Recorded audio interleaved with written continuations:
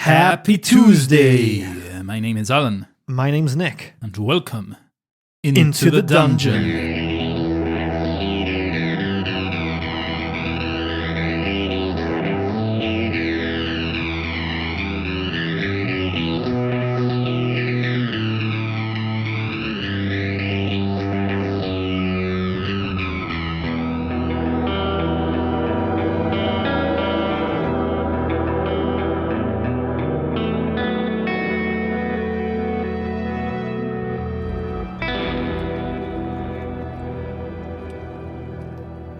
So here I am.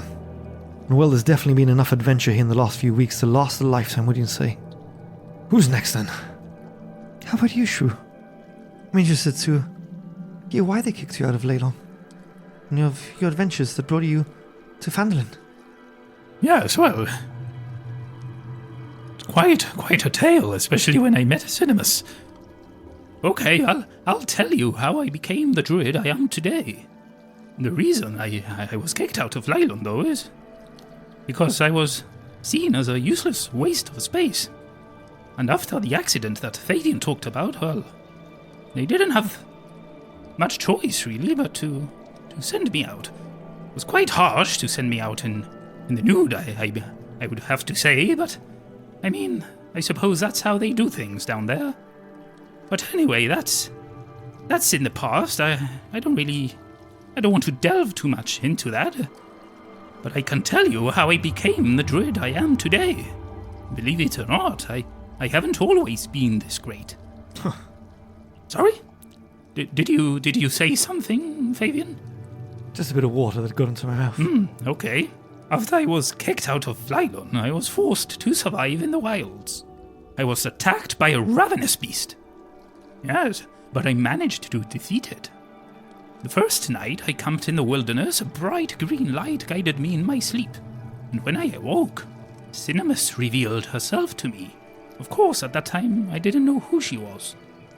At that moment, all my troubles and pains faded, and I thought that for once, I would find comfort and a sense of belonging. Boy, was I wrong.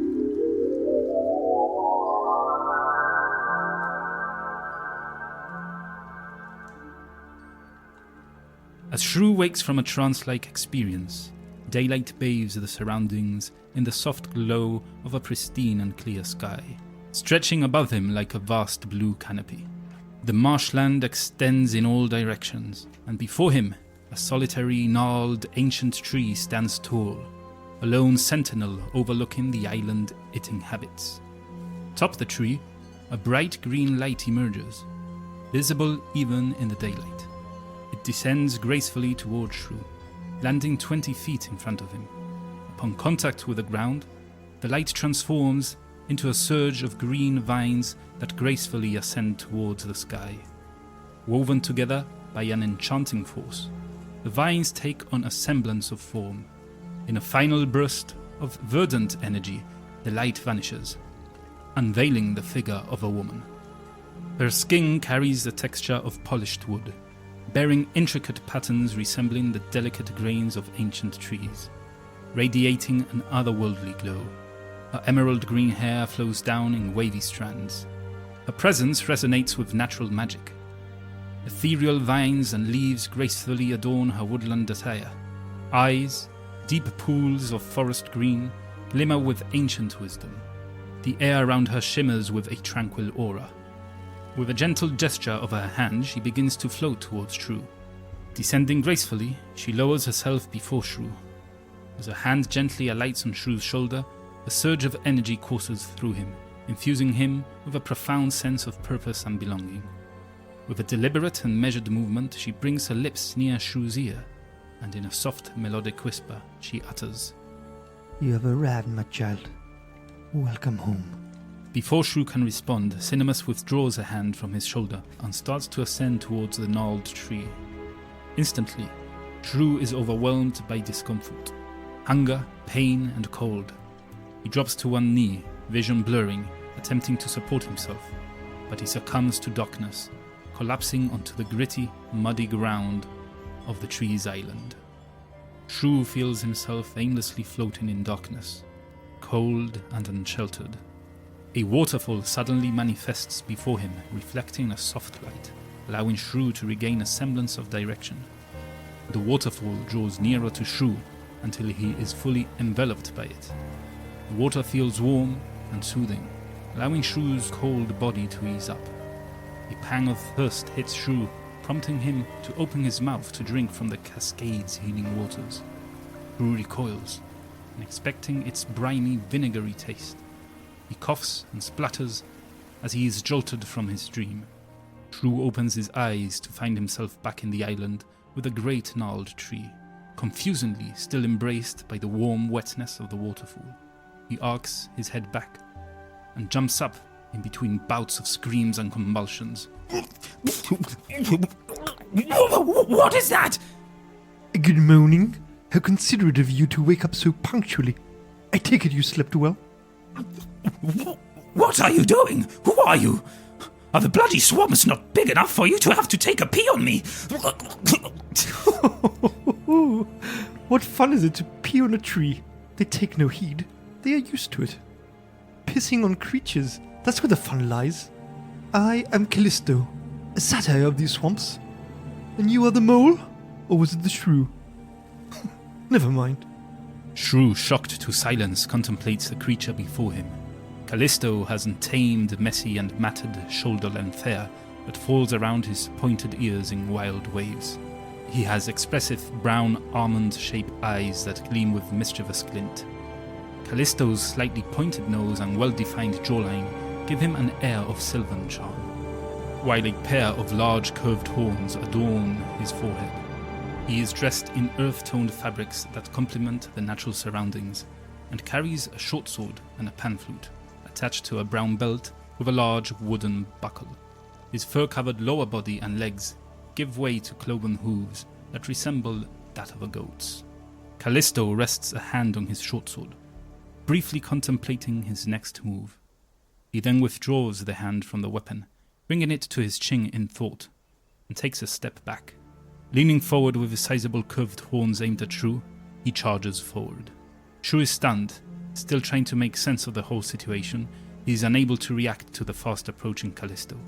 With a large thud, Callisto barges into Shrew, lifting him up off his feet and sending him splashing into the murky waters that surround the island. Callisto straightens up and places both hands on his hips. At least he's washed off now. He glances back to the tree that commands the small island. Cinnamis, are you sure he's the one? Yes, Callisto. A voice booms out from the great tree. And I would appreciate if you didn't kill him before he has a chance to prove himself. But he's small and weak, and he talks funny. You two were weak when you first arrived to the mere. I did not question their motives then, as we should not question them now. They have shown us that Shrew will be a central piece in their vision. As Cinnamis speaks, knotted and gnarled vines begin to sprout from the tree. They snake their way towards the unconscious Shrew, who is gradually being claimed by the murky waters of the marsh. The vines encircle Shrew, lifting him a few feet above the island's muddy surface with care. A subtle green pulsating glow emanates from the vines, seeping into Shrew's awakening form.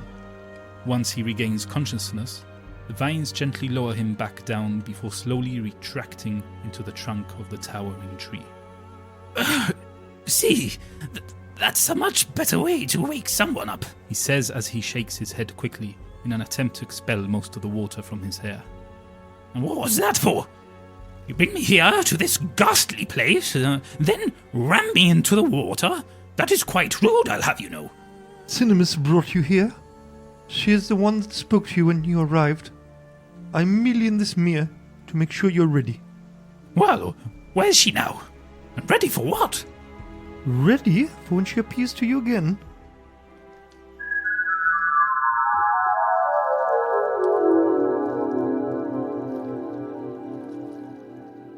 Well, you see, after that day I spent quite a few months of intensive training with Callisto. Within the confines of the small island, he showed me how to tap into the weave and some rudimentary elements of natural magic. He toughened me up and showed me how to survive in the wilderness, especially in the unforgiven swamps. He taught me the history of the Mere of Deadmen, and how it came to be. A fascinating story, perhaps for another time. That Callisto sure reminds me of somebody, Shrew. Really? Of who? Somebody that likes to play pranks on others. Well, you kind of remind me of him. Well, I haven't taken a piss on you yet. Well, There's a first for everything, though. well, I hope there's not a first for that. It's not pleasant. Is that the way you learned your prankish ways, then? No, I was born that way, Fabian, I'll have you know. My pranks are tasteful, if I might say myself. yes. His are rather tasteless. No pun intended. If you boys are finished, I've got a question, Shrew. Are you still in the bath, then? Are you gonna shrivel up? Suppose I should get out and let somebody else have a turn. Well, yeah, so the water's probably cold by now. That it is, been so long. Well, what was your question? When you first met your mentor, Yes? she said, "Welcome home." Do you think that's where you're originally from? Before you dropped off Whoa, Fenna! You've just blown my mind. I never thought of it that way. I just thought she meant that me being lost and not really belonging anywhere, that I had finally found a place where I could call home. You think I was born in the Mere of Deadmen? That's an interesting thought. Why else would she say, "Welcome home"?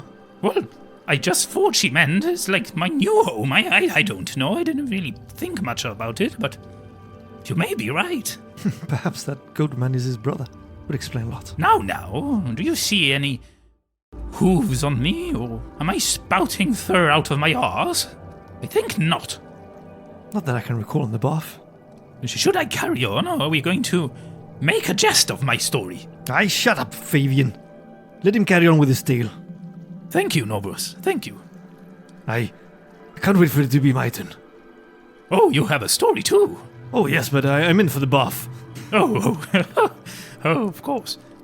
Well, after all my intense training, I was to leave the safety of the island to embark on a final test before I would see Cinnamis again. The Mere of Deadmen proved to be more perilous than anything Callisto could have prepared me for.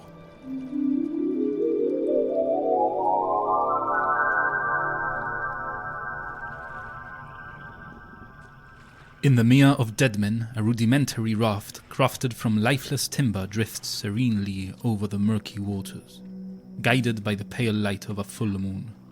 Shrew, donned in an olive-green cloak, warding off the night's cold, stands atop, softly humming a melody whose origins are long forgotten. Guiding the raft with a meticulously carved oar, it disturbs the tranquil waters with each rhythmic stroke. A shroud of mist clings to the water's surface, making it seem as if the barge and Shrew are spectres of an otherworldly dimension. As Shrew glides through the marsh, the ghostly remnants of semi-submerged ruins begin to emerge from the shadowy depths. The decaying structures, once proud, now forgotten, rise eerily from the water. His barge cautiously navigates through the twisted remnants of half-submerged towers and broken archways.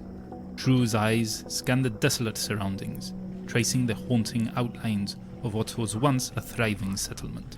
The silence is occasionally interrupted by the mournful creaks of submerged structures and the gentle lapping of water against weathered stone.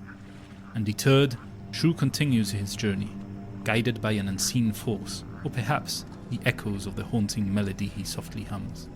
The barge glides further into the heart of the ruins. An unsettling stillness pervades the air, and a sense of ancient sorrow lingers. The ruins whisper tales of a prosperous past now lost to time, and Shrew absorbs the melancholy ambience. With a careful approach, Shrew maneuvers his makeshift barge towards a small, standing tower that defiantly pierces the murky waters, the dilapidated structure barely clinging to its former glory. Shrew secures the barge and steps onto the uneven surface of the submerged tower, taking the oar with him. The haunting ambience intensifies as he ascends the narrow winding stairs. The upper level of the ancient ruined tower reveals itself as an exposed platform to the elements. Gaps in the crumbling stone walls allow the cool night breeze to sweep through. Moonlight bathes the weathered stone surface, casting shadows across the uneven floor. Illuminated in the soft glow of the moon, 3 skeletons stand motionless, their forms adorned with remnants of tattered garments and holding rusted blades. A cold shiver runs down Shrew's spine as he recognizes the eerie stillness that often precedes an encounter with the undead. Shrew takes a step forward. The sound of his footfalls on the stone floor announce his approach. As if awakening from an eternal slumber, the skeletons slowly turn their bony heads towards him, their eye sockets void of life, fixate on Shrew with an unsettling emptiness. Shrew quickly utters an incantation and thrusts a hand forwards. A sickly green mist emanates from his outstretched hand, curling and wafting towards the 3 skeletons. The mist engulfs them, but instead of causing harm, it dissipates harmlessly around their bony forms. The skeletons, seemingly unfazed, continue to face Shrew, the gaze fixed upon him. Suddenly, the 3 skeletal figures lurch forward. The movement, though slow, carries an unsettling determination as they advance towards Shrew with disjointed steps. Shrew, now faced with imminent danger, quickly fumbles for his makeshift oar, a meager weapon compared to the looming threat of the animated skeletons. The confined space of the ruined tower amplifies the echoes of their skeletal limbs against the decaying walls. In the dim light, Shrew's agile form darts between the skeletal adversaries, attempting to evade their relentless advance. The skeletons, devoid of any strategy, swing their ancient blades with an eerie precision, attempting to strike the intruder. As one of the skeletons slash through the air, it finds its mark on Shrew's arm. Pain shoots through him as the ragged edges of his makeshift shirt tear, revealing a shallow cut. Backed into the damp, moss-covered wall of the tower, Shrew feels the cold stone against his spine. The remaining 2 skeletons, undeterred by the success of their companion, continue their relentless pursuit. Shrew, now on the defensive, helplessly parries with his oar, desperately trying to fend off the skeletal onslaught. With every deflection of his foe's strikes, Shrew's makeshift weapon loses integrity, until one last hack from a skeleton's sword cuts the crudely made oar in half, sending a piece of it sprawling across the cold stone floor of the tower.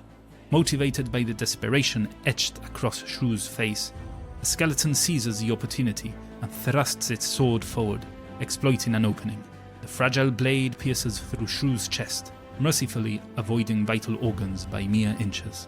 In response, Shrew lets out an agonizing scream, the intensity of his pain echoing throughout the desolate tower. The skeleton pulls back his blade, readying for a final attack.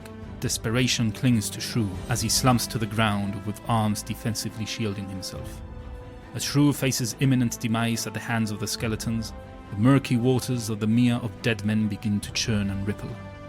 A low, rumbling sound resonates through the air, creating an atmosphere of foreboding anticipation.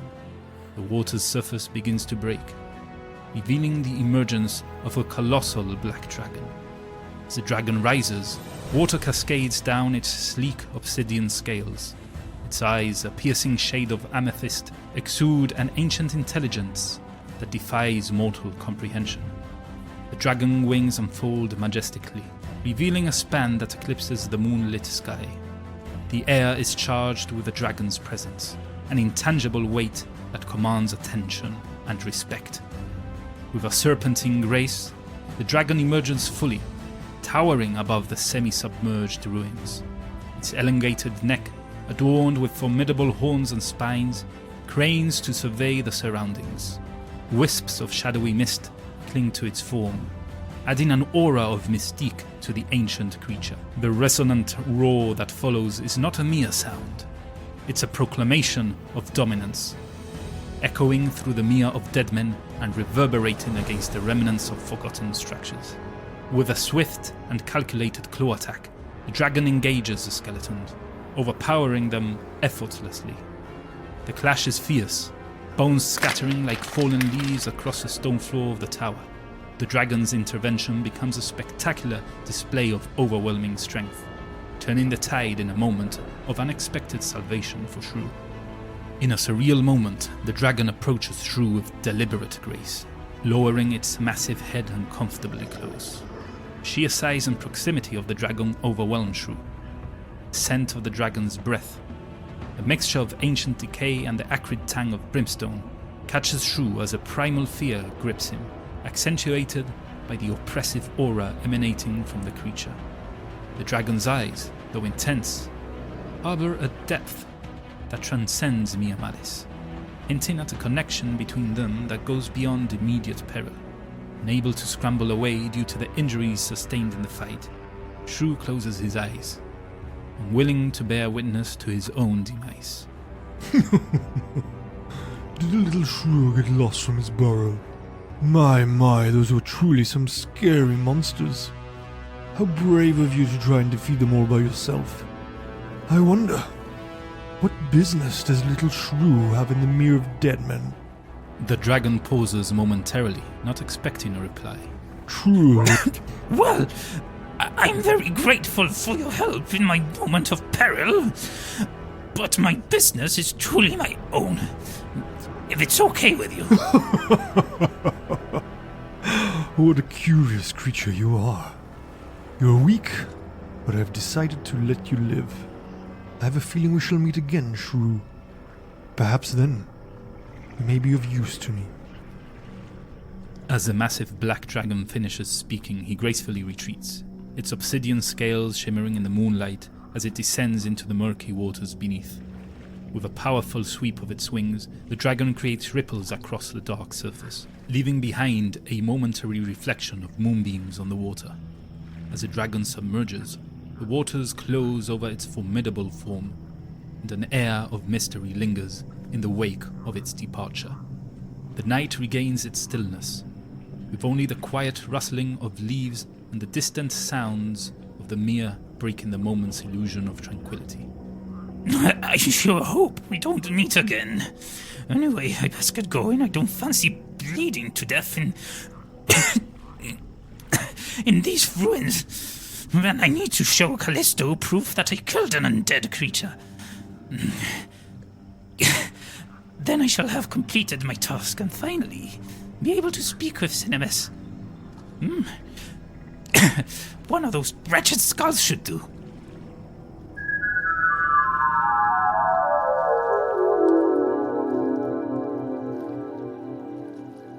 As you can imagine, it was an excruciating journey back. Gladly, I had some knowledge in medicine from my time spent with the priests of Tyr as I grew up. And Callisto had taught me what herbs were useful in the Mere of Dead Men. Oh, Shrew, I've got another question. Hang on a minute, Fenna.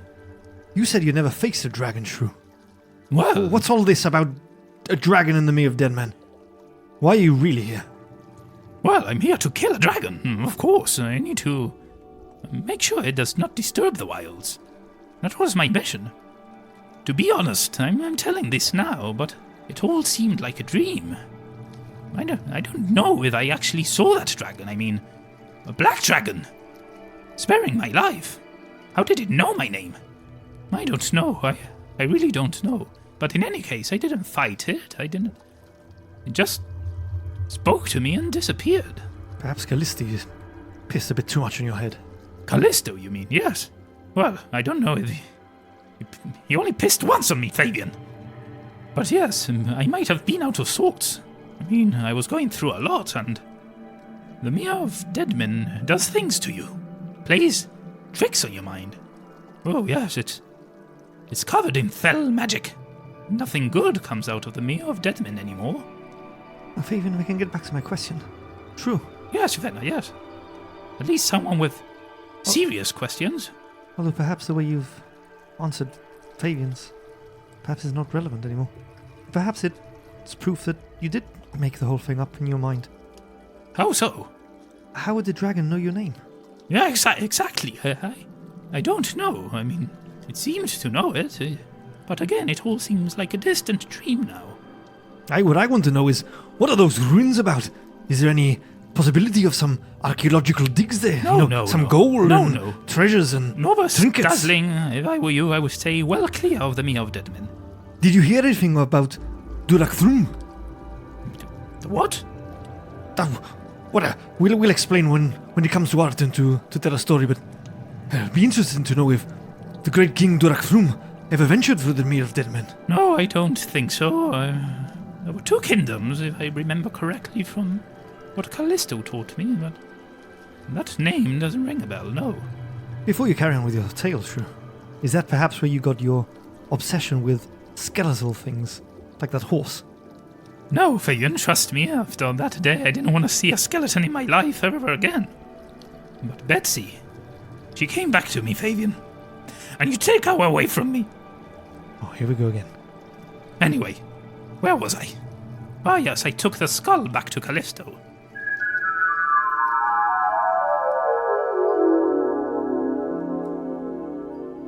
As the morning sun ascends, casting its golden hues upon the tranquil marsh waters, a makeshift barge emerges from the surrounding mists enveloping Cinnamis' island. Shrew, lying prone on the vessel, teeters on the brink of death. His pallid face, drained of natural colour, accentuates the gauntness of his appearance, his skin clinging tautly to the contours of his cheekbones. A poorly dressed wound on his chest oozes blood, showing signs of festering. In his feeble attempt to navigate, Shrew loosely clutches the remnants of an oar, dipping it into the water with futile strokes. Under his arm, he cradles the skull, desperately preventing it from rolling into the murky depths below. On the island, a satyr stands with his back turned to Shrew, reveling in laughter as he relieves himself on a toad that sought refuge from the swamp's harsh depths. As the barge finds a natural harbour on the edges of the island, Shrew lets out a faint cry. Callisto, anticipating a scolding from an outraged toad's mother, turns around to discover Shrew and his barge returning a week after the departure. Callisto runs up to Shrew, hastily shaking off the excess urine. He gets up to the barge and frantically drags Shrew onto the island. What trouble have you gotten yourself into, Shrew? It's been a week! The Mere of Deadman is brimming with undead. It takes only a matter of hours before you come across one. I came across 3. And you engaged them in battle? I told you we'll need proof that you killed one undead creature. From the ancient tree, vines only too familiar to Shrew slowly wind towards him. They envelop him and commence their healing process. Within a matter of moments, Shrew's wound closes and the vigour of life returns to Shrew's face. As the vines retreat back into the tree, Shrew slowly gets up. Yes. I know only one, but I couldn't let the other 2 escape now, could I? No, of course not. That wouldn't do at all.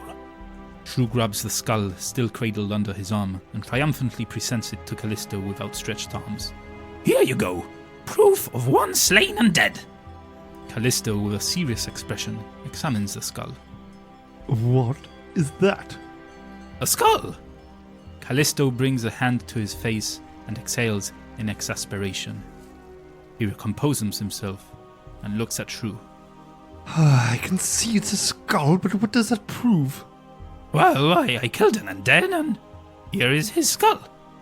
Callisto grabs Shrew by the scruff of the shirt and begins leading him to the water. Let me ask you a question, Shrew. You know why they call this forsaken swamp the Mere of Deadman? In knee-deep waters, Shrew feels a sudden chill of the early morning, taken aback by Callisto's abrupt change in demeanour. Yes, because some crazy mage thought it best. Yes. But more specifically, because it's full of dead men. Bending over, Callisto extends an arm into the water, rummaging around before pulling something covered in mud from the island's bank. He washes off the mud, revealing a human skull, which he presents to Shrew. Here you go. Proof of 1 slain undead.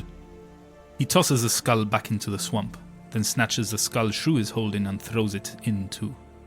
These prove nothing. You may have found your skull lying on the floor in an abandoned ruin, for all we know. Did you not think to bring something more tangible? Like what? A leg bone? No, you fool. Something with a bit more flesh on it. Something that we could ascertain was a kill, not merely chanced upon. Have you learned nothing these past few months, Shrew? And where do you think my wood came from? If not a deadly encounter with undead? Oh, for all we know, you might have fallen on a sharp branch or stabbed yourself trying to light a fire. Honestly, I wouldn't put it past you. Now, I'll have you know I've never stabbed my chest making fires. My hands a few times, but never my chest. Enough! Shrew and Callisto immediately stop their argument and turn towards the tree, where they hear Cinnamis' voice come from. You two are like children, squabbling and bickering amongst yourselves. It's been ongoing for the past months. I said enough. As Cinnamis' voice booms across the island, a graceful figure manifests atop the great tree. She ascends a few feet upwards, before delicately floating down towards the edge of the island, gently hovering in place before Shrew. She meets Shrew's gaze and holds it. Callisto, leave us. Shrew and I must talk. His proof was enough. There's no reason to not trust in his word. Isn't that right, Shrew? Yes, of course. If anything, I'm a man of my word. Callisto ambles out of the water, a bit embarrassed, and heads inland to seek some pastime. Shrew, come with me. Cinnamis turns away, gliding towards the ancient gnarled tree. Shrew slowly emerges from the water, his feet squelching in the grimy muck. Upon reaching the tree, Cinnamis gestures for Shrew to sit on a large, flat rock, adorned with moss through the ages. Shrew takes a seat, casting a tentative gaze up at Cinnamis. I have been watching you these past few months as you trained with Callisto. You're a rather tenacious creature, but you are rough around the edges. You will need more training, but you are now ready to be under my tutelage. I've been waiting so long to see you again. I have so many questions. Why did you bring me here? Why me? What are you training me for? You are destined to a greater calling, Shrew. You know it within you. I can sense. You have been feeling lost, as if you don't really belong anywhere. But you do. You belong here with me. You belong to the wilds. I am to teach you the ways of the druids, and soon you will become a stalwart defender of the natural world. You will find the purpose you have been searching for your entire life, and perhaps also the answers to your most pressing questions. I have to admit I have always felt strange, as if there was a hole inside of me. But every day since I've been here, I can feel that hole shrinking.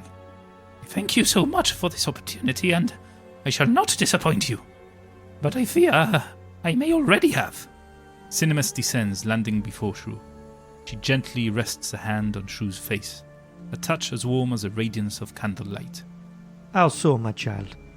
Well, if I'm being honest, I didn't kill the skeletons.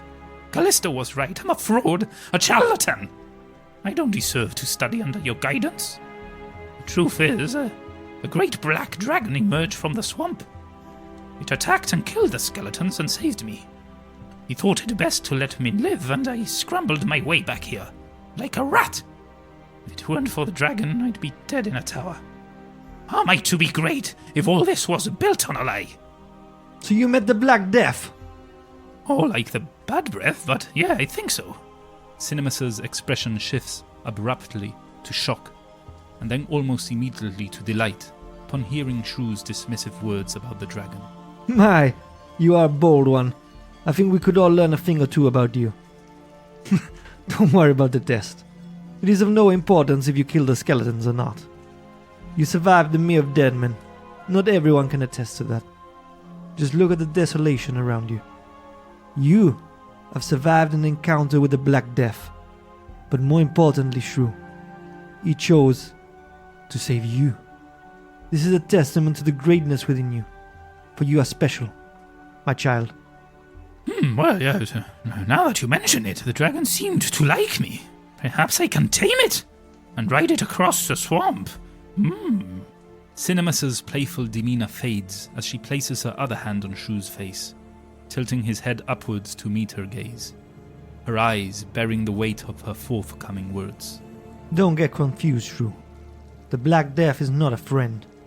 He is a vile, conspiring, and evil creature that only serves one purpose.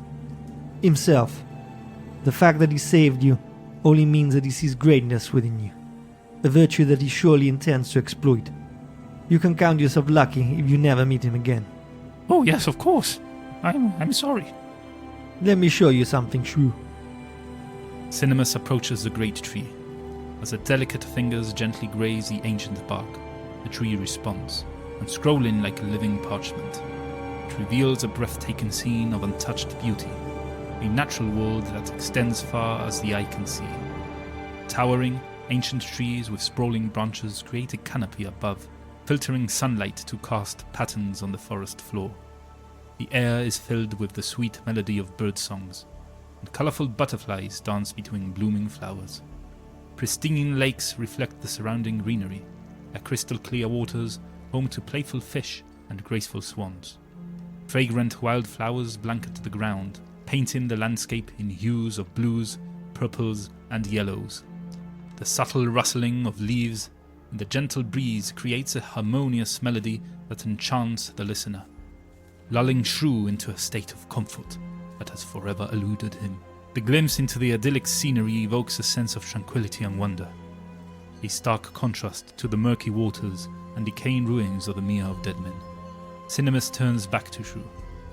This is my home, and this tree, it used to be a door to and from the Mere of Dead Men.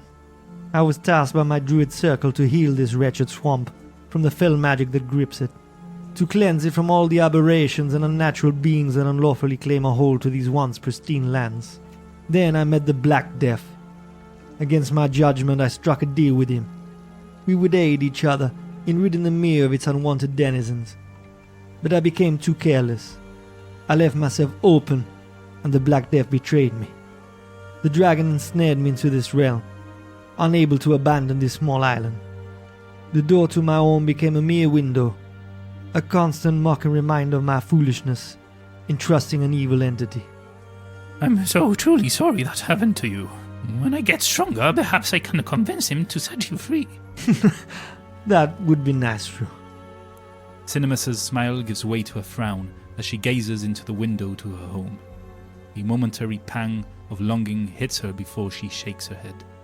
With a swift touch of her hand, the tree closes, turning the scenes of verdant beauty into a memory etched in their minds.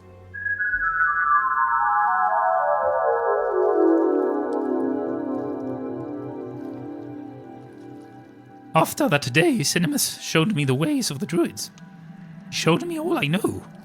It was hard training, but I loved every day of it. As I became stronger and better at magic, Callisto and I would venture into the swamp, ridding it of undead and monstrosities. Through us, Cinnamis was fulfilling her task of healing the Mere of Dead Men entrusted to her by her circle. One morning, Cinnamis told me of another dragon, our friend up there in Icespire Peak. She told me that it was displacing beasts, and that it was a threat, as you know, to the natural order. She wanted to prevent another catastrophe like the Mere from happening again. As she could not leave the island herself, she entrusted the task of killing the white dragon to me. I was to leave immediately, keep training hard and kill it. She would require proof of its demise in the form of one of its scales. And that's when I set off for Phandalin, and eventually met all of you, my lovely family. Shrew, so the dragon was real. Yes, the dragon was real. What I'm not sure of is if my encounter with it was, or if it was merely a dream. Do you think perhaps that's why the dragon attacked you on that wagon with your friend Vincent? You thought the white dragon smelled black dragon on me? Possibly. Well, it was years past since that encounter. I don't think I still smell like a dragon. Do I? Kind of lift my arm up and smell under my armpit. You smell of gnomish soaps. No, I smell of gnomish soaps. A bit mushroomy. Quite mushroomy. But how did he know your name then? I have no idea. Perhaps he heard it. Or perhaps it was indeed a dream. I really don't know. I wasn't about to ask it either. I mean, it was a rather terrifying encounter. I was bleeding to death, and the last thing on my mind was how it knew my name. Are you concerned that if this dragon somehow knows that your mentor sent you up to slay it, that perhaps it traps you, potentially all of us, atop Icespire Peak, unable to leave, like your mentor? Your great mentor couldn't kill a dragon. How are we gonna kill one? Well, perhaps this dragon isn't as ancient, as powerful as the other one. I don't know. As I said, it was a fleeting moment. He appeared to me. I didn't really get to see it very well. It was enormous. That much I do know. I don't know of its powers, the black dragon's powers, that is, as well as I don't really know of the white dragon's powers. Just promise me one thing, Shrew. Yes. Because again, in your story, this almost obsession keeps coming up. Just promise me you're not going to try and ride the damn dragon whilst we're in the middle of battle with. Well, I'd be lying if I told you I haven't fantasized about it, of course. But no. This is a serious mission, and I will make damn sure that we get rid of that dragon. Once we see it, does that mean you can turn into a dragon now that you can turn into flying beasts? That would be handy. That will be incredible. We could ride you. Yes. Well, I suppose that I've already seen it. If I were able to turn into one, I would be able to do it right now. Let me try. And I try and turn into a white dragon. Give me a nature check. 19. I think the proof is in the pudding that perhaps it's your dice and not your actual luck. Yeah, I rolled with Nick's dice right now. So Shrew's trying to turn into this dragon, trying to remember what it looks like. As he starts drawing on the power of the wilds, it starts to shift. These large wings start to sprout from his shoulders. And for a moment, just briefly, he turns into a mix of a giant eagle and a lizard before popping back into Shrew. There! Did it work? Not quite, you look like our friend from the mountains back there with frog legs. Oh, really? Well, that is not quite what I was going for, but yes, I don't think I can turn into a dragon, unfortunately. But oh well, we at least tried it. It's best to make sure we explore all avenues when we are going to defeat this dragon. I say, I've got to agree with both Fabian and you, Shrew. Your relationship with Callisto really does remind me of the tomfoolery and camaraderie you share with Fabian. Yes, you could say Callisto is a bit of a fool, and very much like Fabian, keeps sticking his foot in it all the time, and Oh, hold on a minute. I said he likes to reminded me bicker of you. and quarrel quite a lot. Yes, I can see the similarities, Fenna. Yes. I can see exactly where Shrew has got his nonsense from. I think you're right. He's definitely from the Mere of Dead Men. It would explain how he caused that accident in Leylon and all his zoning out. He was probably... Enough, boys. Dazzlin, Norbus. What about you? How did you come to be in that excavation when Shrew and I first came to you? Oh, yes, I remember that day. Yes. Do tell us a bit about yourselves. And that's where we're going to call it a session. There we go. I hope you enjoyed this one. The continuation of Shrew's backstory. If you haven't heard the first part, that was episode 65. You can go back and listen to that. That was a Shrew to the past. That's correct. And don't forget to check us out at www.i2td.com.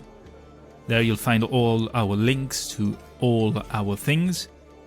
One of them being the Buy Me a Coffee page, our Buy Me a Coffee page, where you can choose to become a member. And there you'll get behind the scenes stuff. You'll get some shorter podcast episodes where we talk about the sessions we play and how our week has been going. We haven't been updating it for those of you that are diligent and are up to date in the last couple of weeks because of the holidays, but we'll get to it soon enough, as we've said. Once all these backstories are over, we'll get back to it. There you can also find our shop, and you can also choose to donate potions. The donations you make will appear in-game as well, so in that way you can become part of the stories we tell and help us in our campaign and as a podcast. So thank you very much if you do decide to donate. Remember, i2td.com, and you'll find all our links there. And if you can't donate, or don't wish to, but still want to help the podcast grow, you can certainly do so by liking, commenting, subscribing, sharing, getting the good I2TD name out there in the wilds. Yes, that would be ideal. And that brings us on to the end of the episode club. The last one standing. We give you a password, you put it in a comment, and you compete for the esteemed title of the Guillaume. Yep, we'll give you the title on Discord, so if you're not there, make sure to join and you can talk to us there and our other friends that are hanging out. Do you have a password for today? No. I have to come up with it, right? Yes. Okay. Today's password is pee in a pod. Is that because of you and Callisto? Because you're like peas in a pod? Or is it because of what Callisto did to Shrew? Yeah, like peeing a pod. I'm the pod, and Callisto was peeing on me. So pee in a pod, but spell it as PEAINPOD. Pee in a pod. Okay, so that's your password. Can't wait to see what you come up with. We've been loving reading the comments. I'm a bit scared. Yeah, yeah, that's part of the fun. We've been loving reading the comments on X and on Discord, so keep them coming. Thank you very much for that. But anyway, I think we've run out of time. It's time to say goodbye. Goodbye. And catch you next time Catch you next time. as we delve Into the dungeon.